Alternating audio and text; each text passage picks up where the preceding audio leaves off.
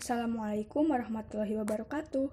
Perkenalkan, nama saya Septiani Yasmin Nur Ajijah dari kelas 12 IPS 2.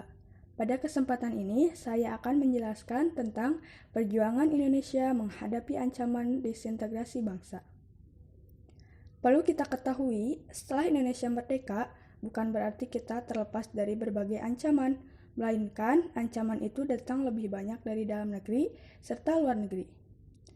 Berbagai pergolakan di dalam negeri terjadi pada tahun 1948 sampai 1965. Apa saja sih pergolakan yang terjadi di tahun tersebut? Yang ke satu, ada pergolakan berkaitan dengan ideologi. Yang kedua, ada pergolakan berkaitan dengan kepentingan. Yang ketiga, ada pergolakan berkaitan dengan pemerintahan. Yuk kita bahas satu persatu. Yang ke satu, pergolakan berkaitan dengan ideologi. Adanya pemberontakan PKI di Madiun. Tepatnya di tanggal 18 September 1948 diawali dari perjanjian Danville. Kalian pasti sudah pernah mendengarkan siapa itu Amir Syarifuddin? Dia adalah Menteri Indonesia yang pada tahun 1948 terpaksa diturunkan jabatannya sebagai Perdana Menteri. Wah, kenapa diturunkan ya? Padahal beliau juga berperan penting bagi bangsa Indonesia. Alasannya karena banyak rakyat yang tidak setuju dan menolak diadakannya perjanjian Danville, di mana perjanjian Danville ini sangat merugikan bangsa Indonesia. Karena merasa dendam terhadap penurunan tadi, kemudian Amir Syarifuddin membentuk Front of Demokrasi Rakyat, yaitu kesatuan dari beberapa partai berhaluan kiri atau komunis Indonesia. Di antara partainya itu ada Partai Komunis Indonesia, Partai Sosialis Indonesia, dan Partai Buruh Indonesia. Tidak hanya Amir Syarifuddin loh yang menjadi gagasan dari pemberontakan ini, tetapi ada yang namanya Musso. Nah, Musso ini adalah seorang pentolan komunis Indonesia yang baru pulang dari Rusia, tiba di Indonesia dan langsung menyatakan diri untuk bergabung dengan VDR, yang pimpinannya oleh Amir Syarifuddin. Mereka berdua pun berencana menggapai tujuannya masing-masing, di mana Amir Syarifuddin berencana menurunkan kabinet Hatta, dan Musso berencana membentuk negara sosialis Indonesia yang berpusat di Madiun.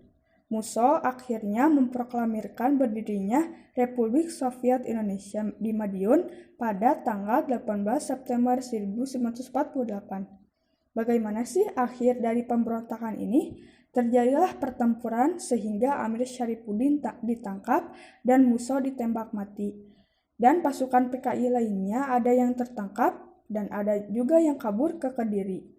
Nah, di antara pasukan PKI yang berhasil kabur yaitu ada DN Aidit dan juga MH Lukman, yang nantinya akan berinisiatif memimpin pemberontakan pada peristiwa G30 SPKI. Yang selanjutnya ada pemberontakan DITII. Latar belakang adanya kekecewaan terhadap hasil perundingan Danville. DITII menyebar ke berbagai daerah dengan cepat.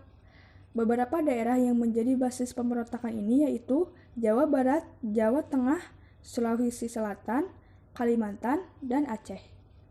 Cikal bakal pemberontakan DITII yang meluas di beberapa wilayah Indonesia bermula dari sebuah gerakan di Jawa Barat yang dipimpin oleh SM Kartosuwiryo.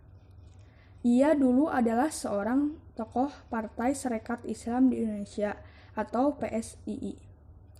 Adalah perjanjian Danville yang membuka peluang bagi Kartosuwiryo untuk lebih mendekatkan cita-cita lamanya untuk mendirikan negara Islam. Salah satu keputusan Danville adalah harus pindahnya pasukan RI dari daerah-daerah yang diklaim dan diduduki oleh Belanda ke daerah yang dikuasai. Di Jawa Barat, Divisi Siliwangi sebagai pasukan resmi RI dipindahkan ke Jawa Tengah karena Jawa Barat dijadikan negara bagian Pasundan oleh Belanda. Akan tetapi, laskar bersenjata yaitu Hizbullah dan Sabilillah yang telah berada di bawah pengaruh Kartosuwiryo tidak bersedia pindah dan malah membentuk Tentara Islam Indonesia atau persoalan ini timbul ketika pasukan Siliwangi kembali ke Jawa Barat. Kartosuwiryo tidak mau mengakui tentang RI, kecuali mereka mau bergabung dengan DITII. Ini sama saja loh, Kartosuwiryo dengan DITII tidak mau mengakui pemerintahan RI di Jawa Barat. Maka, pemerintahan pun bersikap tegas. Kartosuwiryo berhasil ditangkap pada tahun 1967. Ia lalu dijatuhi hukuman mati, yang menandai pula berakhirnya pemberontakan DITII. Yang selanjutnya, ada pemberontakan G30S PKI. Latar belakang peristiwa ini yaitu persaingan antara PKI dan Angkatan Darat dalam percaturan politik Indonesia.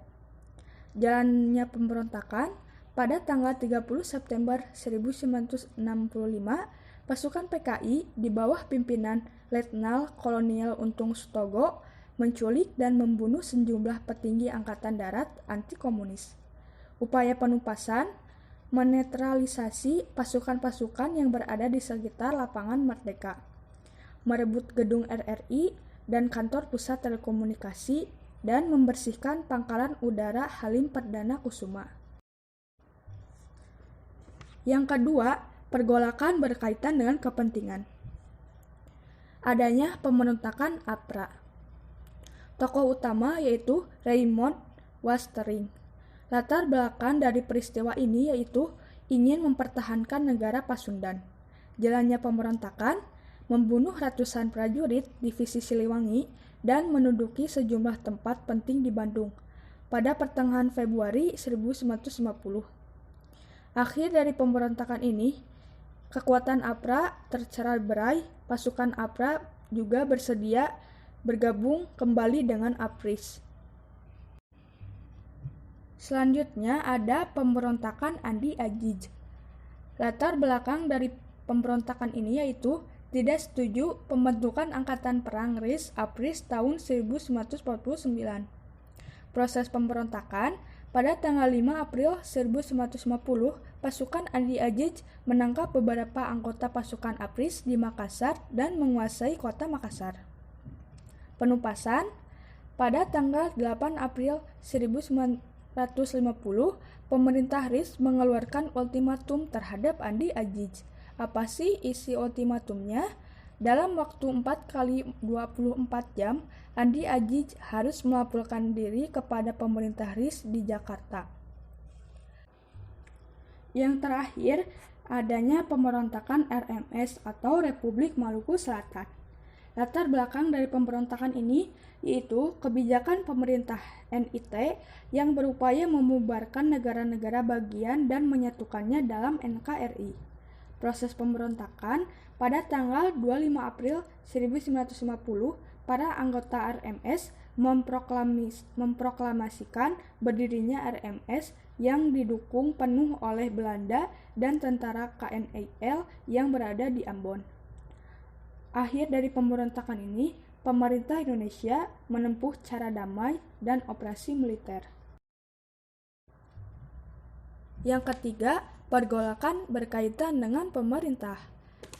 Adanya pemberontakan PRRI. Latar belakang dari pemberontakan ini adalah adanya kecemburuan pemerintah di daerah terhadap pemerintah pusat.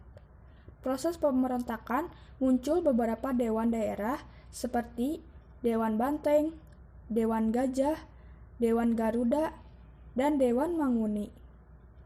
Penumpasan, pemerintah melakukan operasi militer seperti Operasi Tegas, Operasi 17 Agustus, Operasi Sadar, dan Operasi Merdeka.